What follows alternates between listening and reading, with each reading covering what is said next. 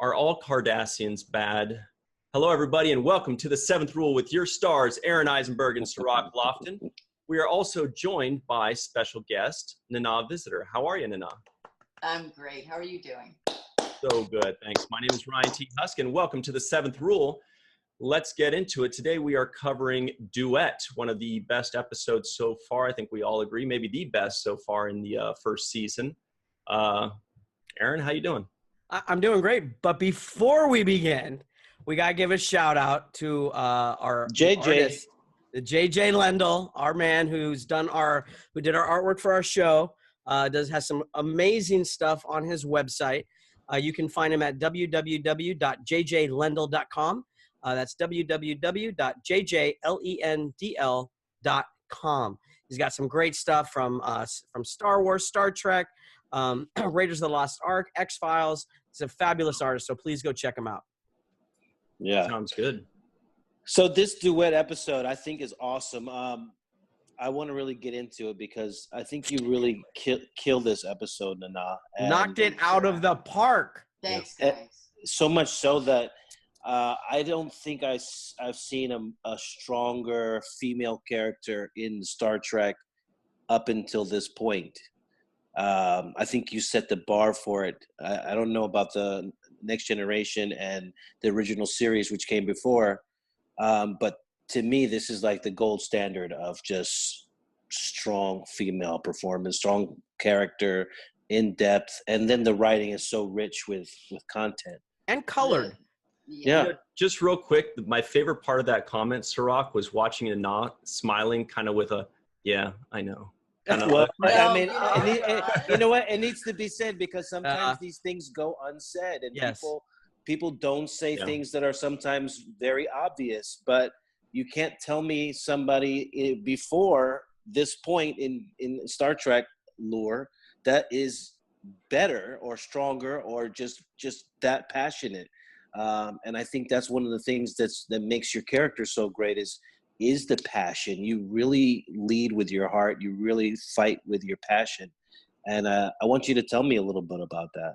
Yeah. Well, two things about the passion. You know, when people would say to me, you know, this isn't real, right? It wasn't real, but it was true. Anytime. Uh-oh. Oh, shoot. That's okay. When she comes back in just a second, I'm sure. Someone there she is. Lost. Here. Oh no. No, it's okay. There you are. Keep going. It's we like, lost you for a second. Can you just repeat what you just said? It's like when I forgot my line in a scene and you just kept going. So you just keep going. That's what I'll do. I'll just keep going. My feeling has always been that whatever I'm doing in a character has been lived before. Maybe not in space, maybe not in an orange jumpsuit, but those are minor details to me. The seed of the emotion, the loss, the fight for dignity, whatever it is, I'm representing someone who's gone through it sometime, somewhere. So it's always been deeply important to me. The other thing is, I was smiling so much when you said that because, first of all, it means the world to hear you say that. Second of all, I was pushing the envelope. Now it's like, yeah, that's a strong woman and that's fine. We all accept it. Back then, absolutely not. Mm-hmm. Yeah, that's 25 years ago. I got a lot of pushback. Why really? Are you trying? Oh God, yes. Why are you trying to act like a man? That's not the way females are strong. But I was trying to say, why do you have an idea of how females are strong? Wow. Why does it have to be in a box? Everything from the way I sat, because I sat with my feet, on the ground, and my legs weren't crossed, or what's considered at that time a typical female way of sitting. But that was, or even having appetites. Back then, actors tended to copy what they saw other actors do and call that the truth of life. as opposed to what's really true. And I always tried to get back to what is really truth. Wow. And there's an intensity in your eyes when you're in your performance that it's almost like you're ready to punch somebody. It's like, I feel like it's like a boxer. It's like a boxer who's like in the ring just about before the fight. It's really intimidating. Where do you get that from? I don't know if I got it from Kira, from exercising that muscle, but I do make people nervous. And people have said, don't look at me like that. And it's like, what? I'm just looking at you. But I do kind of, when I look at people, it's like, I want in. I want all the way in. And I'm going to go all the way in to who I'm looking at. And that can be unnerving, I guess. Especially for young sons. My sons were like, oh, Mama, please, when they were little. Now they can handle me. But back then it was like, oh, it's too much. At this point in the show, where were you and where did you think Kira was? Because obviously she has a huge trajectory coming up on the show, right, over the next several seasons.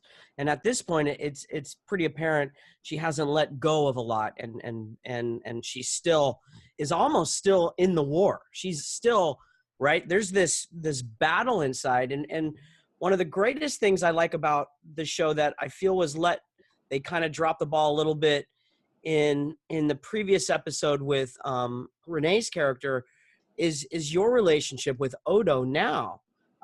In the first, was it the first or second episode, you have you seek his counsel, and in this one you do it again, and in the previous one he went to Sisko's counsel for Troy and what have you. And I want him to go to you to build up that relationship even more. So again, I'll ask that question again. So that relationship obviously has some history, right? And then you're still fighting this war, and we see so much of it in this as you want vengeance. You truly want vengeance. One of the most interesting things I thought they did with the writing is that the Bajorans were depicted as racists. Mm. Mm. The victims of the situation of this Holocaust. And it happens. But in this episode, it came face to face with the fact that even though one could say my people were the victim of this aggressive group, I had to deal with the fact I was playing a racist. Mm. I absolutely was. And part of my evolution was, to be able to work side by side with Damar by the end of the show. But the soldiers and Marines coming back from Afghanistan with post-traumatic stress and issues of not being able to leave what their brains have been programmed with what they've been living through. That was where I started with Kira. Mm. She's messed up Mm-hmm. from an occupation, from being a terrorist, from the things she did. And it was during that shooting that show that I realized how if you're not careful, you can do a lot of damage if you're playing a traumatic role. I started having dreams, Kira dreams, not my own, of being in a labor camp and trying to get away. And the panic was real. The panic I woke up with that night was my body reacting with Kira's reality. Mm-hmm. So that's, it went deep. And it was a traumatic role. It was a very traumatic role to play for 7 years. And it did leave damage that I've had to clean up. Actors, we're so vulnerable. Oh, sorry, Cirroc. We're so vulnerable, especially someone like you who really sounds like completely opens up herself to the role that you're playing and allows everything to come in and in order to deliver that honesty and that truth, and that has that toll, as you say, you know. It does. It's pretty amazing, and I think that's something that maybe others that don't understand, that other people, they don't realize that actors that choose that path, and how much that really opens them up, and how much it makes us who we are, you know, and how parallel our characters are to ourselves, you know, which is really, really fascinating. It fascinated me so much that I've studied and read a lot of neuroscience, and I understand a lot more about what parts of our brains react, what actually happens to us when we're acting a character as a character. And it's taking me down a fascinating path. I want to help young actors not feel that they have to abuse themselves to get into a flow state of acting, which is what I do, and learn a healthy way to live with that and do it and come in and out of it. And that's what I'm involved with right now, to help young actors do it deep, but know how to get out of the deep, to have a rope to come out, which I didn't have, you know. Oh, that's interesting. One thing I wanted to say was that this episode didn't have any special effects. There weren't any spaceship scenes. No fireballs. And most of the scenes were two people in a room, and it carried the whole show without any moment of dull, without any moment of, oh man, I'm not getting enough here. I felt like I was really on the edge of my seat. It was super intense. And one of the emotions that it draws on for me is the Holocaust, as you mentioned earlier. I felt like I was watching a Nazi soldier and a Holocaust survivor, yes, absolutely, freedom fighter, argue their points on their perspective. You know, this is what you did to me, and this is why I had to do it.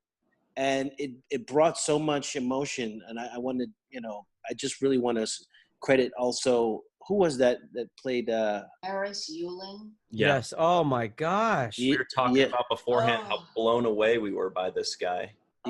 So good. Because he meets you at that level of intensity, and he really brings that out of you as well. So you can really almost you almost hate the guy, you know, when he starts to become arrogant about how he I don't know if hate's the right word, because it showed the gray in the situation. Yes, you know, the atrocities and everything that happened, but there's something else going on with him, you know, and as he was Goldar heel, it was almost me going, I don't think he is. I think he's speaking almost like a third person, and there's a resentment, there's a tone, there was something in that was like, wow, this is really, as you mentioned earlier, self-loathing. There is something underneath this. And I felt like the best bad guys are the ones that you can, in some places, empathize with, or that you can connect with and go, ooh, that's scary. And again, both of you together, and like Cirroc said, arguing your points. Oh, it was so powerful. It was, yeah.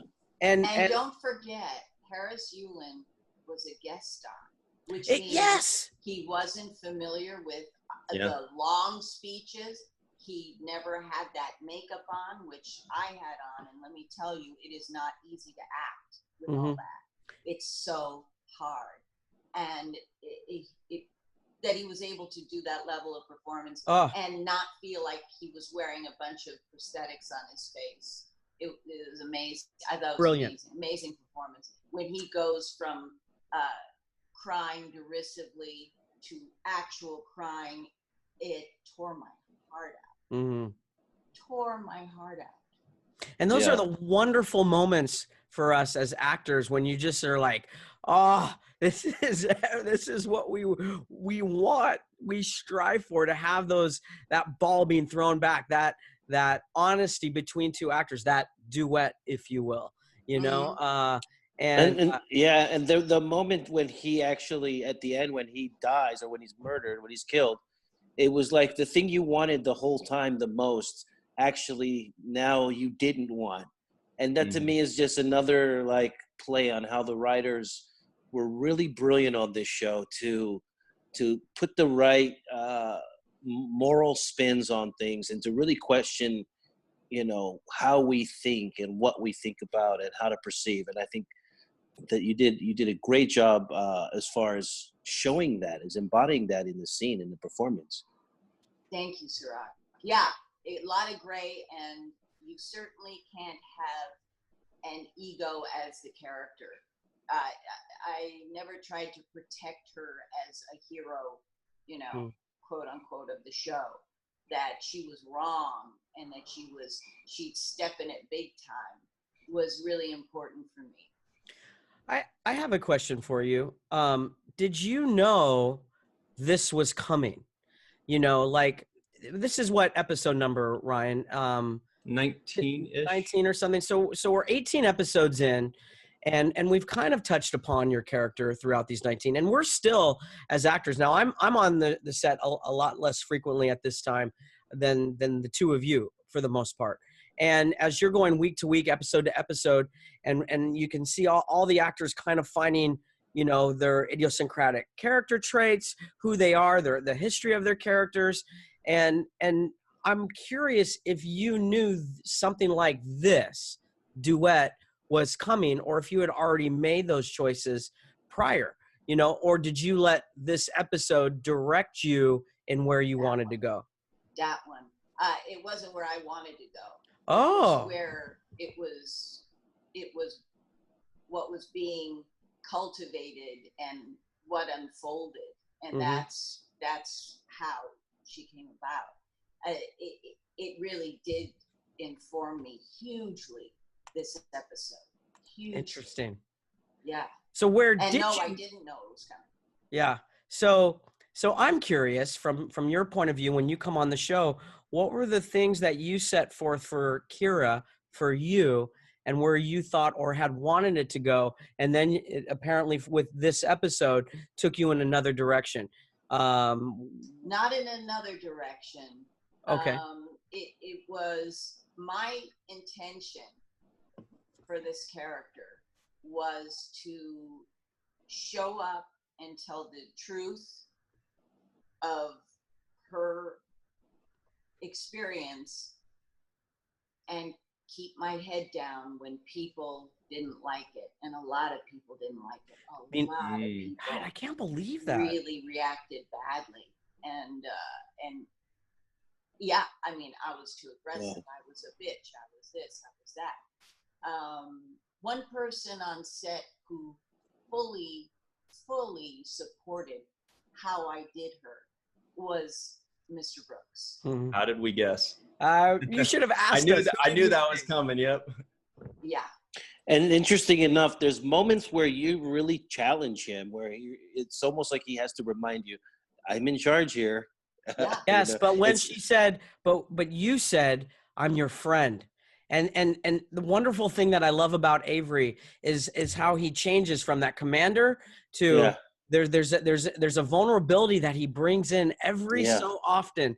And in that scene with you and him at that table, he concedes and says, "Okay, you can run the investigation because you convinced him." And he goes, and he plays that so well. He listens. Yeah. There's a quote that I wish I could find. And I won't. My God, I went right to it. This is Mark Nepo, and this is how Avery listens. To listen is to lean in softly with a willingness to be changed by what we hear. A willingness to be changed by what we hear, and that is exactly how he would work. Yes, absolutely. Mm-hmm. You know, and you talk about the choices that you made as an actor, and that a lot of people were kind of against it. But 25 years later, I think I speak for just about all the fans when we say thank you for making the choices that you made as a professional and as a person, but also having the strength to kind of hang on to that. And you were almost like a real life Kira, in that you were hanging on to what you believe was right. And you kind of put it up to history to decide if you made the right choices. And I do believe that history is showing that you did make the right choices. So thank you for that. I can't believe that. Thank you. Thank you so much. It's amazing. I'm totally shocked that you told me that you had so much pushback. I'm absolutely shocked by that. I feel so naive. I'm not really shocked. I mean, you know, we're coming I'm shocked. It sounds par for the course, kind of. Yeah. There was a lot of misogyny. There's a lot of stereotypes, and women were supposed to behave like this and do this, and that's just the way. Well, other women did not like it.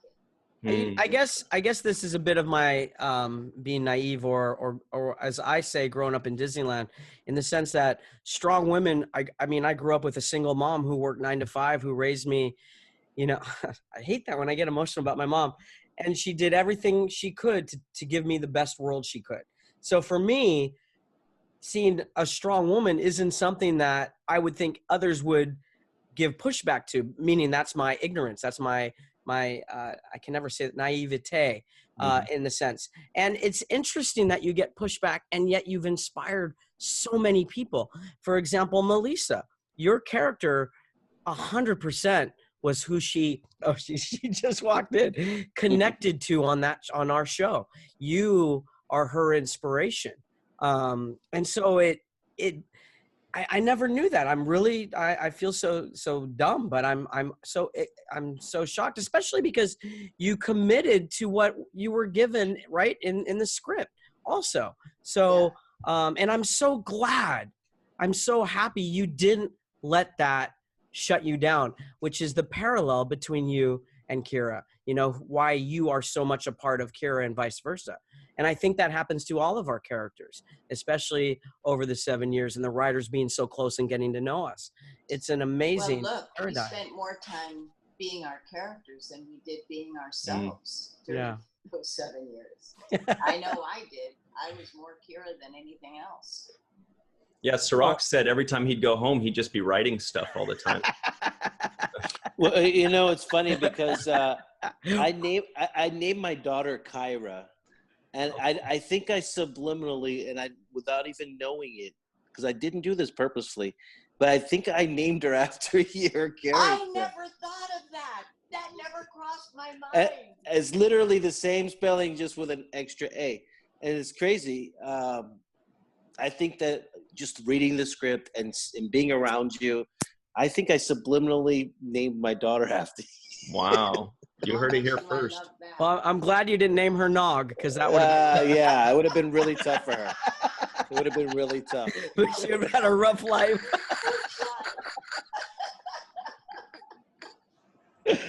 Oh yeah, but you know, you have an interesting take on things too, because if I'm not mistaken, you had a baby while you were on the show. Is that not right? Or that's right. As a matter of fact, it was pretty trippy because I thought, you know what, I haven't seen this episode for a long time. I'm going to sit down and watch it. And I did yesterday. And I sat down and watched it with Siddigs and my child, Alexander Siddigs and my child, who's now 22 years old. Nick's age, my son's age. Yeah. And it was bizarre to go back to that time and go, if I had known that was what? Yeah. Crazy. Right. Crazy to even think about. But yeah. And I had a 3-month-old when we began shooting. So I had 2 little boys during all of this. It was like, how hard can this be? Let's just pull out all the stops. Again, it's the parallels of our lives with our characters. You know, Kira. Aaron, hang on one second. We got to jump to a break, but I want to hear the rest of this, as I'm sure everybody else does, because I don't think we had any idea that you had just had a baby 3 months prior to filming. And that's pretty amazing. But we're going to talk a little bit more about this. We'll be right back on The Seventh Rule. Hey everybody, and welcome back to The Seventh Rule with Aron Eisenberg, Cirroc Lofton, and very special guest, Nana Visitor. We're talking about Duet. We were in the middle of Aaron's question regarding Nana's recent pregnancy and Is that what it was? I already forgot. Yeah, that I had a 3-month-old when we shot the pilot, and had my son Django in the middle of shooting, and it was, you know, not easy. It was tough.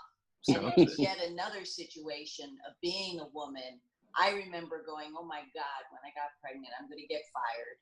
And they'll be right to. It'll be acceptable. Someone, an actress had just been fired off of the show for getting pregnant. I thought it's going to happen to me. And when they didn't, my whole thing was no one's going to feel that I'm pregnant. I don't want anyone to have to do anything special, to the point of being foolish. I did that because I was in labor for some of the last scenes that I shot before I gave birth. I was in labor. I was in pain, and I was like, no one's going to know. I remember one of the prop guys saying, do you want a chair? And I was in labor, and I went, no, I'm fine. I'll just stand here. It's dumb. Wow. But you were actually living that toughness that you were portraying on the show. That you know true. That I don't need anybody's help. I'm independent. I'm fierce. I'm a warrior. I'm a soldier. But at some point in reality, that needed to break, because yes, you need help at this point. Yeah, absolutely. And I just want to go to another subject entirely. Watching the episode yesterday, Avery's performance, I thought, was like an axis for all of us to rotate on. Absolutely. Right? Yeah. And it's very subtle the way he does it. It's super subtle. It's very gentle. It's the way he doesn't yell when you would think he would yell. It's the way he asserts his position of power. The way he listens. And the way he listens. Yeah. Yeah. He's not like, I'm the boss, I'm in charge, things go my way. No. It's really like, it's so thoughtful. It's so delicate. Even the way he talks with the other commanders of ships when he's, or talking. Gul Dukat, when he's with Gul Dukat, and Mark is not in the room, obviously, because he's shoot his scene because it's on the little monitor, and Mark was just so wonderful as well, and you can see the two of them. Oh, and I was thinking of in the doc when Mark was like, I didn't know you loved me. Tell me you love me. And I'm looking at him in this one scene. I'm like, he's amazing. He's amazing. And I'm like, come on, Mark. Really? He was amazing. He is an amazing actor. Really amazing. And he's the guy that actually got me into acting. Watching him on Deep Space Nine, I think I mentioned that before, was when I had no thoughts of doing any acting at all when I moved to LA as a musician, and I kind of got dragged into a theater class very late in life, and I was watching Star Trek, reruns of Deep Space Nine, and I just remember seeing this guy putting out these amazing performances, and I was like, wow, that would be really fun to do. And I thought about it. I was like, well, I'm taking acting classes. I guess I could do that. Why not do it? And then I just started doing a bunch of villain roles and having a blast doing it. But anyway, so you actors definitely inspire people. You inspire people in everything they do, not just in acting. But I'm sure Nana, your character, inspired tons of people, not just actors, but in whatever they do. And if they don't fit into a box, they tend to like Kira. They tend to feel like it's okay to be yourself. It's okay to let everyone have their thoughts about you. You can still live who you are and your truth regardless. Yeah. I want to ask you about the director, because there was a scene. James Conway. There was a scene when you were doing a scene. He was Gold Dahir was laying in the bed, and the way the lighting was kind of over his eye. I really enjoyed that. I don't know if that was something the director pulled off or not, and then he sits up into a two-shot. Tell me a little bit about working with him. James Conway is kind of like the Avery Brooks of directing, because he's very subtle and he doesn't do a lot, but he is the axis that allows you to do what you do. And I remember feeling such a bond, not a bond, but almost like synergy. You know how Navy SEALs work together, like a hive mentality? There was like a hive mentality where everyone was doing their job and we were together, but we didn't have to talk too much about it. I think he was really wonderful. But of course, you know, we didn't know it was going to come out well. It felt like it was a disaster when we were shooting it. Really? Yeah, Why? we weren't like, this is blowaway stuff. Oh my God. Really? It felt like a disaster. Why? What it just didn't flow from scene to scene. Harris and I were like, stop, start together. That's what was good about it, yeah. Well, that's what was good, but it felt horrible. Well, you know, might have been partially because they had to cram so much into one episode, like they do oftentimes. Yeah. There were so many different beats, and when you were talking initially about how your emotions are real and people tell you it's not real, well, it is real because obviously you are playing a character that is based on something real that people do identify with. These are emotions that people really have felt and do feel, and the actor is, you know, harnessing that and portraying that. So it's absolutely real. And that's kind of, you know, what you guys go through when you're acting. And the two of you were doing that every 2 minutes, and it was almost like, you know, and I think that's where the title Duet comes from. There was like this tug of war going on where he has the upper hand and then you have the upper hand. And they were cramming in all of these chapters into 42 minutes or 45 minutes or something like that. Yeah. So maybe that's why it felt so difficult, but it came out beautifully. It just moved very quickly, and the emotional beats, which are very important in screenwriting, were each very different and very powerful, and just kept raising the stakes. It's interesting you say that. In the scenes in the security area, you know, when he's in jail and you guys are going back and forth, everything seemed to have been shot literally in a single. You know, went from a single on him to a single on you, and a single. There wasn't an over the shoulder. There really wasn't a wide shot.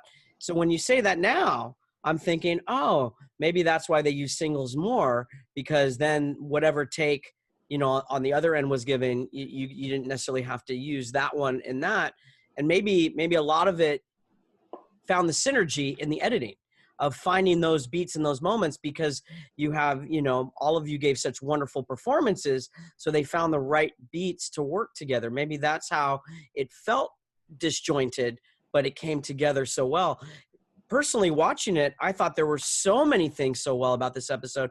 I found it to be the best episode of the season. And I haven't seen there's 3 more or 2 more we have left to watch, but, and the reason I liked it so much, outside of just the two of you, was all the little moments of how they used the rest of the cast within this episode. Everything flowed well. They came in for the information they needed to be a part of that, pushed the story further. And Sisko, as you said earlier, Avery was literally that access, making everything and all the pieces work, all the cogs in the wheel work together. So for me, it was one of the best flowing episodes. And so I'm surprised when you say it felt like we were like, nothing was seeming to work, and how amazing in hindsight that it's such an amazing episode. And it made me cry twice. And that's the bar I've decided to raise on Star Trek. If a Star Trek show does not make you cry in season 1, then it is not the king of Trek. In season 1, that's DS9, it is. I'm sorry. When Jake taught Nog to read, I shed a little tear, and I shed 2 tears in this one because it was so moving for the story it was telling, and the thoughts it was provoking, and the questions it was asking, and it's prevalent today as it was yesterday, as it was in the 90s and for the 50s or the 30s. all the way. It's such an important message. You know, that's a pretty interesting point. I don't think that there has been a more emotionally powerful or better written episode within the series' first seasons out of all the series. Maybe original series, I haven't seen all of those, but out of all the other series that I've seen, this may be the best written and most emotionally powerful episode. I guess that's subject. There was a comment on Twitter that fascinated me. Some woman tweeted, "Yeah, I've used this episode in a class of people who've never seen Deep Space Nine before, and it was effective." And I was thinking about that class was about. I was thinking that when I was watching it, I was thinking, you know, this would be a great first episode, especially for scholars or intellectuals or screenwriters or somebody that really wants to get into the meat of a good script or history. Star Trek before. And yeah, if you want to show a first episode, this might be the one to do it. I mean, if you think about what you said, that the stories you tell is somebody has this story to tell in real life. Somebody has experienced this. And what's kind of fascinating is even so far into the future where, you know, we have space travel and we have warp drive and we have quote unquote Star Trek, we're still dealing with the same emotions. We're still dealing with the same conflicts as we did in World War II with the Holocaust. And that's, that in of itself is very powerful. How do we keep growing and learning as humans, or as That's Ferengi? Why we're storytellers. Yeah. You know, there's a line in the episode where he says, "We keep you people in fear. That's how we control you." And it just resonated to me, like just in politics, in the world functioning, like the keeping of people in fear, right, is such a powerful tool to control people. And that's right. And the other thing, and if you're coming from your amygdala, which is the fight or flight part of your brain, everything else shuts down. Creativity, you can't be cultured and comfortable and relaxed if you're activated that way. That's why I try really hard not to read all that Twitter stuff, because it goes right to your amygdala. Boom, they got you. Right. That's why you muted me. Now I understand.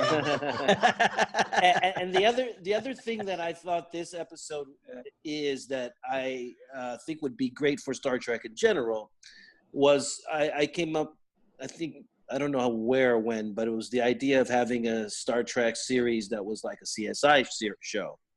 And to me, this is like a cop show, CSI show, where it's like you've got the criminal. You're right. And it's like, it's totally a future version of CSI. Yes. Right? Yes. And that's a great idea. It's a great idea because it's also layered with these moral questions. And with the moral questions, exactly. You just need David Caruso. You need a future David Caruso. Oh, yeah. Well, you know, Jimmy Smith. I'm not sure we need that. Yeah. You know, Aaron was actually saying earlier that he thought it was a futuristic The Shield, but oh yeah, of course, don't say that again. No, show. Let's talk about The Shield. No more talk. Aaron talks about The Shield a lot. That's the joke. Yeah, to his detriment. I said it. I don't want to get him started. Nana, did you see The Shield? Okay. I'm sorry, everybody. Yeah, thank you. Very good show. You guys should watch it. Ask Homer. You know, that'll be the next podcast. You know, we're actually just about to talk about that, but we can't because we have a few questions from our audience here. All right, we have some fans. Otherwise, we totally were about to. Before we get to that, can I just make one seed that I thought was interestingly in this episode? It was very subtle, but it was Renee's character Odo, and it was in his security office when the information of Maritza and the Cardassian was coming in. He cuts to James, or the editor cuts to Odo, and he's silent, looking away. And I wanted to know so bad what he was thinking. What did that mean? Because, you know, he's obviously was working with the Cardassians in the scene with, we can't really leave this unsaid, with him and Gul Dukat was just golden. It was golden. And it made me go, oh man, what was that like? What were they doing back then? We need a pre-DS9. Okay, no, I'm kidding. But that look, if I recall, we only played one time, and you and you cheated. and Renee, I mean, so far Renee, he's killing it. He's killing it. He is so amazing. And that's why I was disappointed that he didn't go to you in the previous episode. I think it was Forsaken, right? Where the I can never say her name, but Troy's character. Loxana, yeah. Because I like that you go to him for counsel. That's the gray in all the characters. That's where you're softer and we see a more vulnerable side to you. Yeah. And I love that. So I just wanted to give that shout out because Renee was silent when that was said. And I wanted so bad to know what he was thinking, but okay. We have some fan questions for you. So we wanted to make sure we got to some of them for you. Yeah, shoot. Well, somebody by the name of Roman Ponop, he's got a couple questions, but the one that we really want to hear about is he says he's always wondered which of your scenes from Duet is your favorite, if you've got just a favorite scene from that episode. No, I can't say that I do, but watching it yesterday with fresh eyes, his breakdown, Harris Yulin's breakdown scene, I think was just masterful, just absolutely beautiful. And I could see that I was moved at the time watching him perform it, watching him live it, and seeing it on screen again. It just knocked my socks off. Yeah. And everybody at home, look up Harris Yulin, by the way. I did. And, you'll see he's one of those guys where you see all these credits and you say, oh, he's that dude. He's that. I mean, like, I was surprised to find out he's the old guy in Ozark. Yeah. Beautifully done. Great show. But yeah, Harris Yulin, we can't say almost as good as The Shield.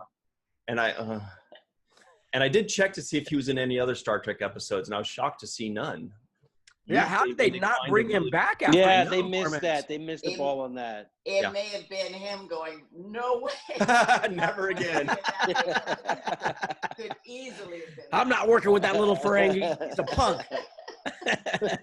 Wouldn't show me where craft service was. Just give me a donut. I don't even know why he was there. He wasn't even in the episode. Do you remember those warm chocolate chip cookies? I still have one. You decided. That's the only thing you took from the show. That's a good segue. That's all that was left. That's a good segue to our everything else. Marla Warren asks Nana. She says that she hears Nana is an excellent cook, and she wants to know what your favorite dish is. Ooh. Mochi? Is it mochi? I don't know. Mochi. It's yamek sauce. We need more yamek sauce. Yes. Over the Shield. Right? You and me. You and me. We're going to watch The Shield together tonight. You and me. I'll say what I'm making tomorrow night. We're having people over, and I'm going to make paella. I love regional cooking, and I make those dishes that people have Sunday dinners, in different parts of the world. That's what I love. Wow. Yeah. So I don't have one favorite thing to cook, but tomorrow night it's going to be paella. Sounds with glorious. Seafood and mussels and chicken and sausage. Wow. Of course, lots of rice. The best paella. And mochi for dessert? No, Why? What's that? Stop it with the mochi already. Stop it. Although I like it, but see, I'm gonna learn how to make mochi, and I'm gonna have the mochi factory. Mochi. Oh God. So now our friend Emily Steers asks a question. I think you may have already kind of answered this, but she says, what aspects of playing Kira did you most enjoy? And what aspects of Kira did you feel were most similar to you, Nana?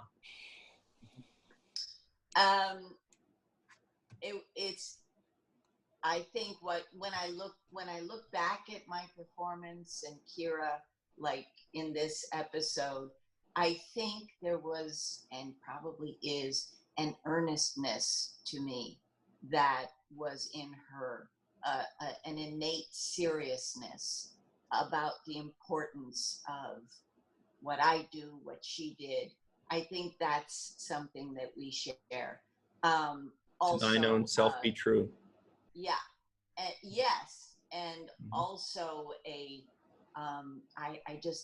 think in images, and I have this image of Kira and me like a wild horse, someone trying to break them and not willing to be broken. I think I share that with her too. And I enjoyed the freedom to be wrong in a character, to take risks and chances. And I didn't enjoy not being liked by a lot of people, but I learned how to put my head down and not pay attention too much to it. I still can't believe that. I mean, I can't. I'm just saying. I wish you told me then. I would have, knocked some heads around. Why? Oh, why didn't I tell you? I know. Missed opportunities. So different. Life would have been so different. That little guy. You would have been locked up. It would have been a whole nother documentary. Russ definitely wouldn't have let me back on the set. We've also got a good question from Linda Whitehill Anderegg. She says, I'd like to know what Nana is doing these days and what we can see her in. I keep popping up here and there, but mostly what I'm doing is writing on this theory I have for actors to approach the business as craftsmen. Bradley Whitford, who's a big fan of his, I'll roughly say what he says. He says, go into the business if you love to act, but not if you love being an actor.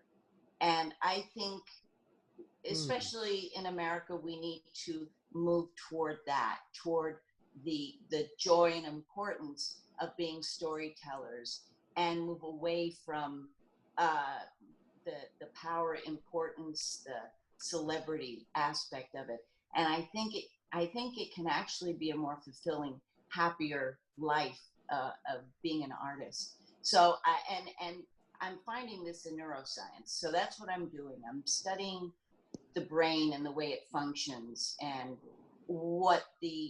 how to hack that as an actor. Wow. We've got a really interesting question here from Michael Kleberg, and you may or may not be able to answer this. He says, did you read or watch The Man in the Glass Booth before you shot this episode? It bears a strong resemblance to that play, and Maximilian Schell was otherworldly in the late 70s film. Have you heard of that? No, I didn't.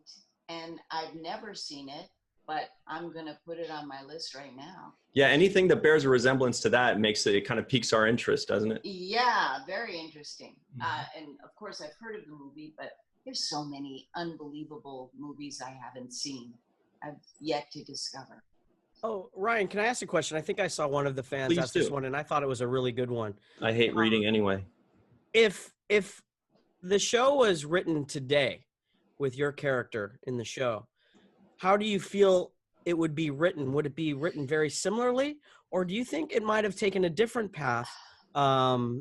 That's a tough question, because if somebody asked me that, I would struggle with that question. But it's an interesting one because today is different than the 90s in many ways in how we deal with things. And one of the things, as I've learned today, is how much pushback you got for what you did with your character. I'm wondering if you would have that same pushback today, and if you didn't get that pushback, would you have? I wonder if the character would be different in a sense, because it wouldn't be pushback for the way I correct a female.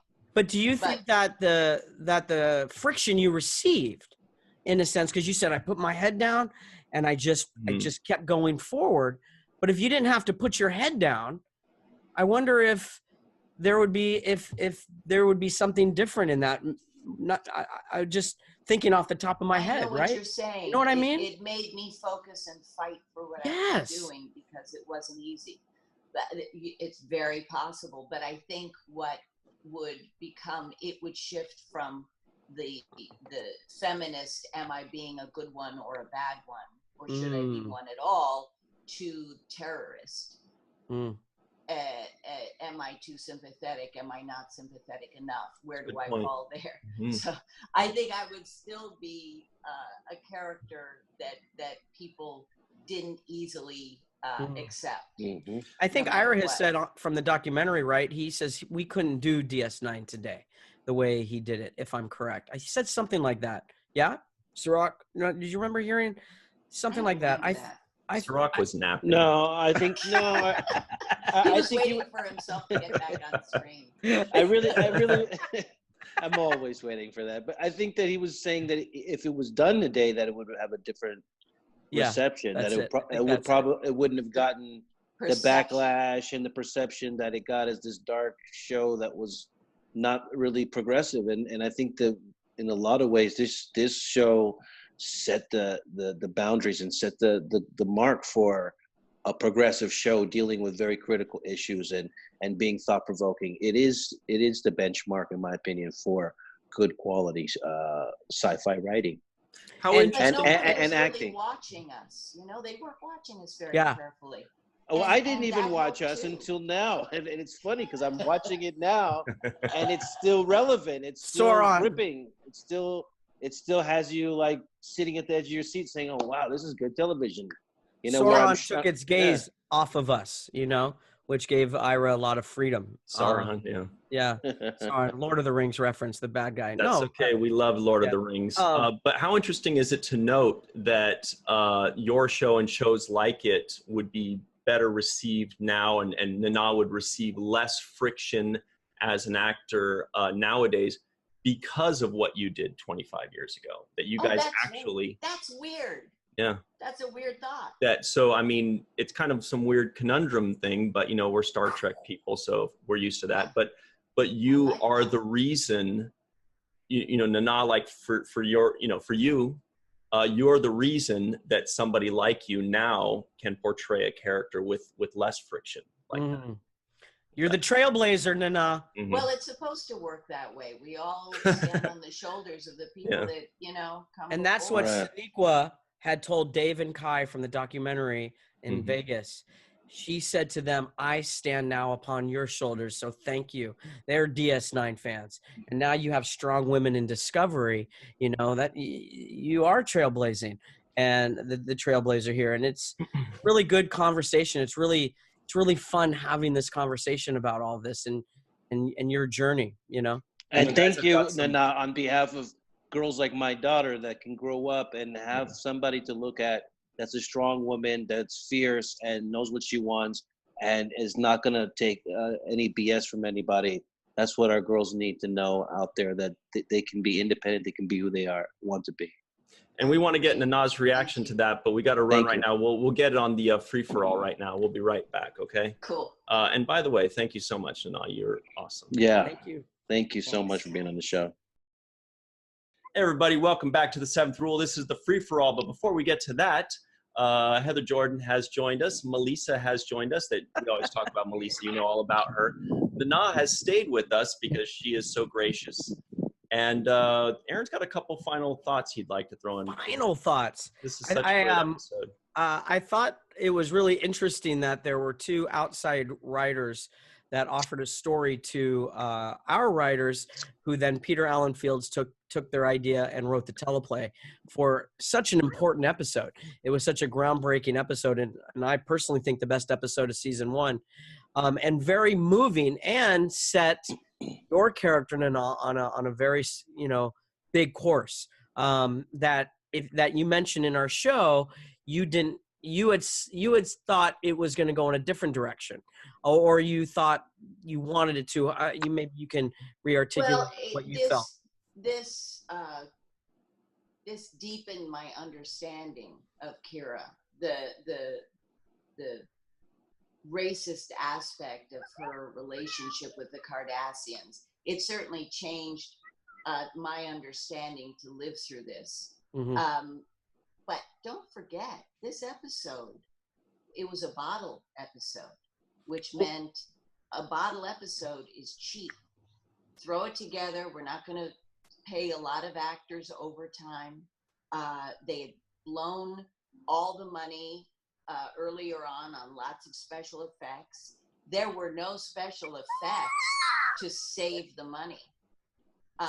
Yeah, this was the second to last episode, so maybe that's why they were out of the money for this. They were out of money. They were using this as a cheap way to get a show in. Really? And without realizing it, it became the best episode. They showed what they could do with just their actors and their writing. That's why Ira kept telling me you're a bottle episode every time. I never knew what that meant. That's what he meant. He always gave me a soda, and I thought, so nice.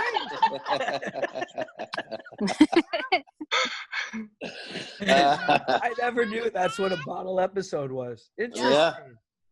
And yet it was such an important one in obviously in hindsight, right? But hindsight is 20/20. You know. Yeah, it was, but that was what was great. Take everything, all special effects, take everything away, and you still have something that can move you and make you think. And it goes make you feel and make you yes. And that is exactly why Cirroc loved it so much, as well as I. And what he said earlier in the previous show. Because that's what the other shows are missing. For example, we watch the new Enterprise show. The new Discovery show, the new whatever. Yeah, you know, one of those new shows, and it bothers me because there's no like underlying message. There's no thoughts that are being ironed out. It's just very matter of fact. We got to go chase that guy. Shields are down. More power. And just real. I think there's a little bit more in Discovery than just shields are down. No, I don't get. There's time crystals. I don't get morality. I don't get the spore drive isn't working. Yeah, exactly. I don't get like these really timeless themes that can always be discussed. You can always talk about people's being oppressed, the oppressed and the oppressor. Right. Or you can always talk about somebody that wants justice and will do whatever it takes to get it. So these are like the themes that DS9 really touches on: racism, sexism, and they really take these themes on head on, and they force you to have an opinion on it. They force you to think about it in a certain way. They shove it down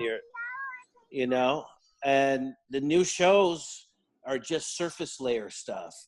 And it's like, oh, is that your brother? No, he's not. We have to get 2 of those. And let's go run over here. We need a time crystal. And there's nothing there where you say, wow, I'm going through that in my own personal life. Or wow, that's a headline that's in the news right now today. And it's exactly the same kind of story that I just finished watching. Well, Deep Space Nine presents all these themes so intelligently. I think that's, and Star Trek does that really well in general, but, that's why I think Deep Space Nine is the best written of the series, is just because it's just so thoughtful in how they present it. Because, in screenwriting, everybody's got a great idea. The key is execution, and they executed it well. Obviously, the acting was phenomenal too, but that's what made it the best written series, I think. Yeah.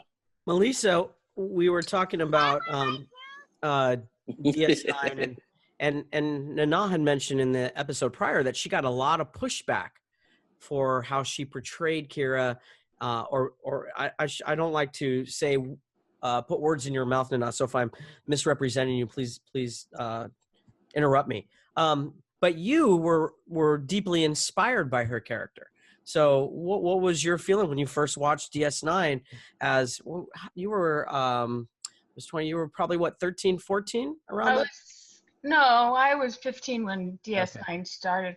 And I was an original viewer, and I stuck with it 7 seasons. Oh. But Kira stuck with me because probably one, she wasn't perfect, for one. She was very thoughtful, but she was open to learning after experiencing her life of oppression, essentially, and she was hard going into Deep Space Nine, but she softened, and you saw what she loved and what she hated and what it wasn't, she didn't stay one thing, one dimension. She didn't stay hardened by the occupation. And I think that everyone on the station helped her grow.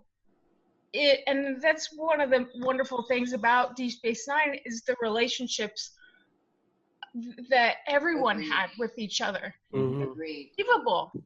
And they weren't pretty all the time, and they were gritty and they were honest. And as Cirroc was saying, I think the new shows and other shows lack the depth and truth of real life. You enjoyed Discovery. You were rooting with what's going on here. I did, but it didn't have the same depth as. You're right. It did not. Cirroc we can root for it, and look, I like it. They've got I know. I was just kidding, everybody. I was just kidding. This is a free for all. This is the free for all. Everybody settle down. You know, we had a conversation with someone in the Discord group about the difference between Deep Space Nine is that other shows explore everyday life, but Deep Space Nine lived it. Ooh. Like it was, you know, like it wasn't just, oh, they're having a relationship. It was like you were following every life event that went on. Versus the other shows were more about, oh, it's an alien, it's space, it's this new mission. We've got to, I don't know, prevent this disaster. But more Deep Space Nine was more about everyday life and what they went through. I think that's true. I think that in Deep Space Nine, in another show, Duet might have been, I would have been a guest star, and you'd never see me again. Oh, yeah, good point. We go to some moon, and this is going on, this fight between two different cultures, and then that's it. That's the end of the story. It's a little awkward when you're left with the character going, okay, I've been a racist, now I've got to walk forward in the next show with that information on my back. So it's not so easy. You can't just go, yep, got that message out, gone. We're never going to see those people again. Right. That is an excellent point. Living with it. Yeah. No, that is an excellent point right there. As we're watching this, how you just described it. And now I'm going to watch all the shows, or even Discovery, thinking of the same thing. Who's experiencing the morality, the philosophical, or the journey in the show? Are they in it, or are they observing it and then being a part of it that way? Good call. Well, and I like that it didn't end their journey there, that it did continue, so you could see the growth of the person throughout 7 years. How one was affected. It wasn't wrapped up and put in a nice little bow in one episode. Right. You know, you can get involved, get invested, and that's what I liked about it. We've discussed a few times a similar point, in just that by far Deep Space Nine has the most character growth for all the characters out of all the series. It's a series about character growth, about family, about exploration of the self, more so than any of the series by a huge margin. Yeah. Well, I just liked how you just explained that. You know, if you went to the moon, it would have been, oh, these two are going through what you just said. There was an episode like that. I have to think back. Yeah, are you talking about the one where Sisko went to the moon and they had to leave behind, what was her name? Kai Okap? Opaka, yeah. Opaka. Yeah. I couldn't get it right. But are you talking about that one? Because that was a moon episode where they kind of had to, like, you know, they were dying and it was a war going on. That was a similar thing to what Nana just talked about. Like, we left those people and never saw them again. Well, that what you just said is a very good note for writers. I think that. How do you have the characters experience, not just observe? They need to be part of that, and then you see them dealing with that in the next episode or 5 from it, and that's the character growth and development. I really like that a lot. I was just reminded how Kaiopaka is Tuopaka's mom. Tupaka's. Tupac's mom. Tuopaka. Kai Tupaka. Oh, You know what? I'm gonna That bring was it. close, Cirroc. You think it's just me? Sorry, I couldn't get it out. It didn't come, You almost had it. We were it with didn't you. come out. We were rooting for you. Didn't come out exactly how I wanted it to. Sorry, guys. Yeah, keep working on that. We can talk about the Shield now, I think. Sadly, Back to the Shield. Wait, Ryan, don't you have one question? You always. Sure. Okay, we got 1 minute left. One fun, silly question. Let's have a fun, silly question, and we're gonna start with Melissa. Melissa, cats or dogs? Oh. No, both. No. Both. I don't choose one animal over another. I like them all. He has an emu too. We keep it in the closet. We would have an emu if we could have one. Heather's definitely got a choice. I can see it on her face. I prefer cats because they don't need a babysitter. Ooh. Like if you go out, leave home, they're not gonna tear up your door and your furniture and all that stuff. Nana? So many people in my family have allergies to cats. Mm. So Oh. I actually right now I have 2 7-month-old standard poodle puppies that are going, are you ever getting off the podcast to go out for a walk? We're almost done. We're at the finish line. It's the 20th hour. It's the 20th hour. Aaron, what about you? Cats or dogs? I was gonna say a hyena, but a little difficult to train.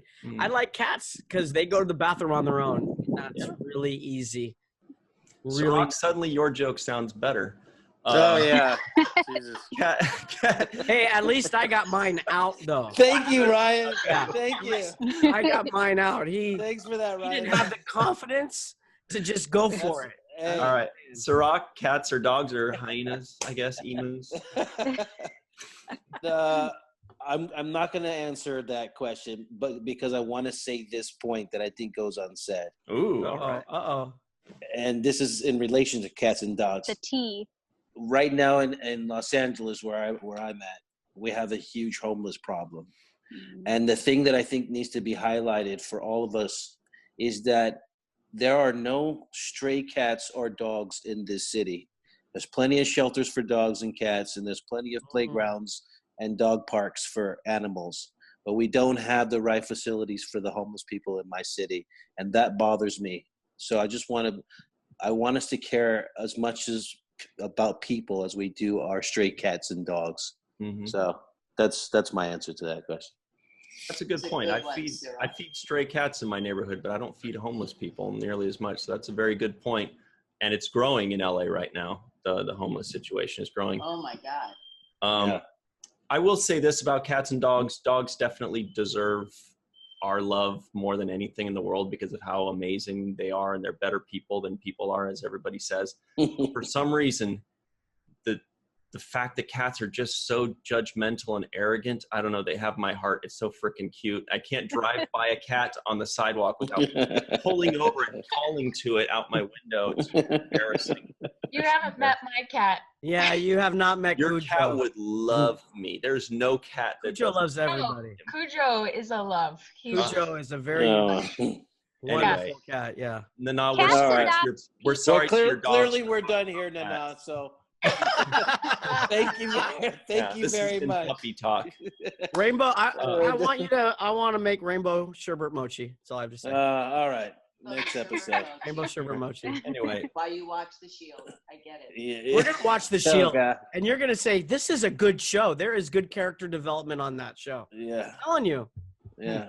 You guys, no one listens to me but we will. Yeah, we'll do that. But I do want to say thank you so much to Melissa and Heather for joining us, Cirroc and Aaron, as always, for Russ Haslidge.